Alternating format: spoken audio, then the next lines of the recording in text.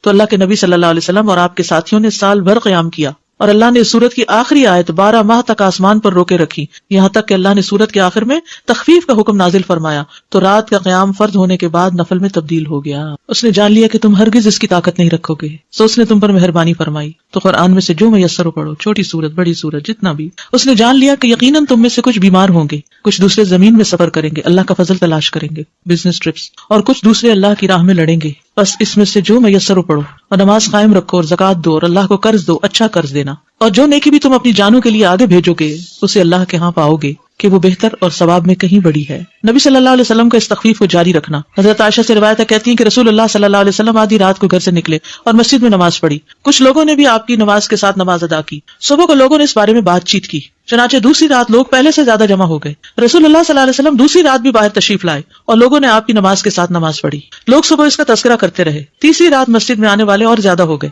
آپ باہر تشریف لائے اور لوگوں نے آپ کی نماز کے ساتھ نماز پڑھی۔ جب چوتھی رات ہوئی تو مسجد نمازیوں کے لیے تنگ ہو گئی اور رسول اللہ صلی اللہ علیہ وسلم نکل کر ان کے پاس تشریف نہ لائے، تو ان میں سے کچھ لوگوں نے نماز پکارنا شروع کر دیا، لیکن رسول اللہ صلی اللہ علیہ وسلم باہر ان کے پاس تشریف نہ لائے، حتیٰ کہ آپ فجر کی نماز کے لیے تشریف لائے۔ پھر جو فجر کی نماز پوری کر لی تو لوگوں کی طرف متوجہ ہوئے، پھر شہادتین پڑھ کر فرمائے خطبہ دیا، اما بعد، آج رات تمہارا حال مجھ سے مخفی نہ تھا، یعنی مجھے پتا تھا تم انتظار کر رہے ہو، لیکن مجھے ڈر ہوا کہ رات کی نماز تم پر فرض نہ کر دی جائے، پھر تم اس کی ادائیگی سے عاجز آ جاؤ، تو اس لیے میں نہیں نکلا۔ کتنا خیال تھا کہ امت مشقت میں نہ پڑے، ورنہ اس وقت کے لوگوں کی تو ہمتیں اور تھی، شوق میں وہ پڑھ لیتے اور پھر ہم سب پر بھی ایک ذمہ داری عائد ہو جاتی۔ کئی لوگ کہتے ہیں نا کیا تراویح پڑھیں، ضروری ہے تراویح پڑھنا، اور یہ جماعت سے کیوں پڑھتے ہیں آپ لوگ؟ نبی صلی اللہ علیہ وسلم تو اپنے نفل اکیلے پڑھتے تھے، پھر یہ 3 دن جو پڑھایا یہ اس وجہ سے پڑھایا تاکہ جماعت سے پڑھنے کا بھی ایک جواز ہو۔ ایک خاتون بہت پریشان میرے پاس آئی اور ماشاءاللہ بہت پڑھی لکھی سمجھدار خاتون، کہتی میں ساری زندگی تراویح کا اہتمام کرتی رہی ہوں، ریسنٹلی کسی نے مجھے شک میں ڈال دیا کہ جی تراویح کا تو لفظ ہی نہیں ہے قرآن و سنت میں، اور جماعت سے پڑھنے کا کہاں حکم ہے،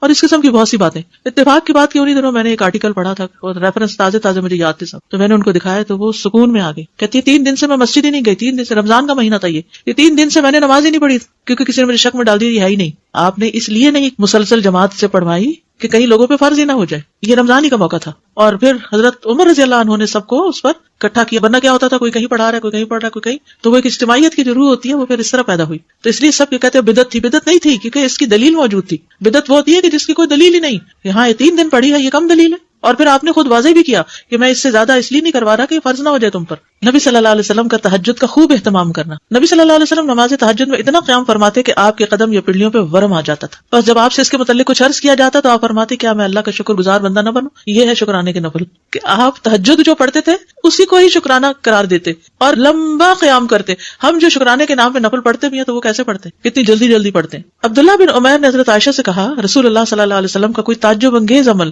جو آپ نے دیکھا وہ بیان کرے۔ وہ رونے لگی اور کہا آپ راتوں میں سے ایک رات کو کھڑے ہوئے اور فرمایا اے عائشہ مجھے چھوڑ دو کہ میں اپنے رب کی عبادت کر لوں۔ کہتی ہے میں نے کہا اللہ کی قسم میں آپ کی قربت کو پسند کرتی ہوں، یعنی میں چاہتی ہوں آپ میرے پاس رہیں، لیکن وہ چیز بھی پسند ہے جو آپ کو خوش کر دے۔ کہتی ہے آپ اٹھے، وضو کیا اور نماز کے لیے کھڑے ہو گئے، آپ مسلسل روتے رہے یہاں تک کہ آپ کی گود بھیگ گئی، پھر روئے اور روتے رہے حتیٰ کہ زمین تر ہو گئی۔ اتنے میں بلال رضی اللہ عنہ نماز فجر کی اطلاع دینے کے لیے آئے، جب انہوں نے آپ کو روتا ہوا پایا تو کہا اللہ کے رسول آپ اتنا کیوں رو رہے ہیں، حالانکہ اللہ نے آپ کے اگلے پچھلے گناہ معاف کر دیے ہیں۔ آپ نے فرمایا کیا میں اللہ کا شکر گزار بندہ نہ بنوں؟ آج رات مجھ پر چند آیات نازل ہوئی، اس آدمی کے لیے ہلاکت ہے جس نے ان کو پڑھا لیکن ان پہ غور و فکر نہیں کیا، اور وہ ہے سورۃ آل عمران کی آخری آیات ان فی خلق السماوات والارض واختلاف اللیل والنہار۔ نبی صلی اللہ علیہ وسلم کا تہجد نہ چھوڑنا۔ اللہ کے نبی جب کوئی نماز پڑھتے تو آپ پسند کرتے کہ اس پر قائم رہیں، اور جب آپ صلی اللہ علیہ وسلم پر نیند یا بیماری غالب آ جاتی اور رات کا قیام نہ کر سکتے تو آپ دن میں 12 رکعتیں پڑھ لیتے۔ نبی صلی اللہ علیہ وسلم کا گھر والوں کو تہجد کے لیے اٹھانا۔ حضرت علی بن ابی طالب رضی اللہ عنہ سے روایت ہے کہ رسول اللہ صلی اللہ علیہ وسلم رات کے وقت میرے اور فاطمہ کے پاس تشریف لائے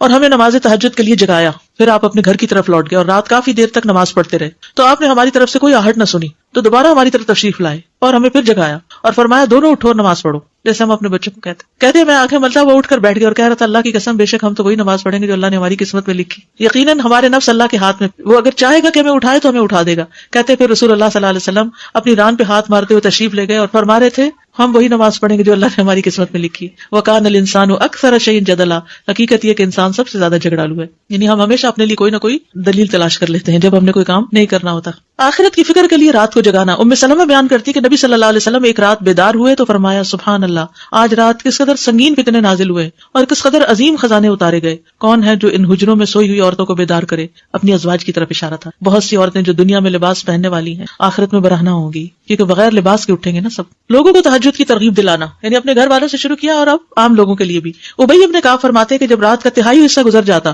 تو رسول اللہ صلی اللہ علیہ وسلم اٹھ کھڑے ہوتے اور فرماتے اے لوگو اللہ کو یاد کرو، اللہ کو یاد کرو، سور پھونکنے کا وقت آ گیا ہے. پھر اس کے بعد دوسری مرتبہ بھی پھونکا جائے گا. موت اپنے پیش آنے والے حالات کے ساتھ آ پہنچی، موت اپنے پیش آنے والے حالات کے ساتھ آ پہنچی، یعنی موت قریب ہے، تیاری کرو، یہ مطلب تھا. سلف صالحین کا نوجوانوں کو تہجد کے لیے اٹھانا. محمد بن یوسف کہتے ہیں سفیان ثوری رحمہ اللہ ہمیں رات کو قیام کرواتے اور کہتے اے نوجوانوں قیام کرو، جب تک تم جوان ہو نماز پڑھتے رہو، اگر تم آج نماز نہیں پڑھو گے تو کب پڑھو گے. ابن عمر کہتے ہیں عبادات میں سب سے پہلی عبادت جس میں کمی آتی ہے وہ رات کو تہجد کی نماز ہے اور اس میں اونچی آواز سے قرآن پڑھنا. تو یہ جو نوجوانوں کو پڑھانا ہے نا، ہمارے بچے تو فرض نماز بھی مشکل پڑھتے ہیں تو تہجد کا پڑھیں گے. اللہ ماشاءاللہ کچھ بچوں کو تو اللہ تعالیٰ توفیق دیتا ہے اور وہ جوانی میں پڑھنا شروع کر دیں. ہمیں یاد ہے کہ ہمارے والد ہمیں اس بات پہ اجازت دیتے تھے کہ اپنی فرینڈس کو رات کو اکٹھا کر لیں اور رات جاگ کر نمازیں پڑھیں. تو اکیلے اکیلے پڑھنا مشکل ہے، تو ان کا مقصد یہ ہوتا تھا کہ ہم مل کے، اکثر بچے کہتے ہیں سلیپ اوور کے لیے جانا ہے یا فرینڈس کو بلانا ہے، تو ہم ٹوٹل نہ کر دیتے ہیں. تو اس میں یہ ہے کہ اپنے گھر پہ بلا لیں اور ان سے کہیں کہ مل کے تہجد پڑھیں اور ٹھیک ہے کچھ اور گپ شپ. آپ دیکھیے کہ پھر ہوتا کیا ہے، عام طور پر تو پھر کھیل تماشے ہی ہوتے ہیں، کھانا پینا. جی قیام نائٹ نہ ہونے سے بہتر ہے اگر تھوڑا سا بھی 2 رکعتیں بھی پڑھ لینا کہیں اور جا کے رات گزارنے سے تو بہتر ہے کہ مسجد میں تو ہے نا. وہ فار لائف اس کی ہیبٹ بھی بن جاتی ہے، پھر انسان کو چھوڑنے کو دل نہیں چاہتا اس چیز. دین کا کام جو لوگ کرتے ہیں نا ان کے لیے بہت ضروری ہے کہ وہ ایکسٹرا نماز پڑھیں. اگر رات کو کسی وجہ سے نہیں پڑھ سکتے تو دن میں پڑھ لیں، لیکن صرف فرض پر نہ رہیں، نوافل ضروری ہے.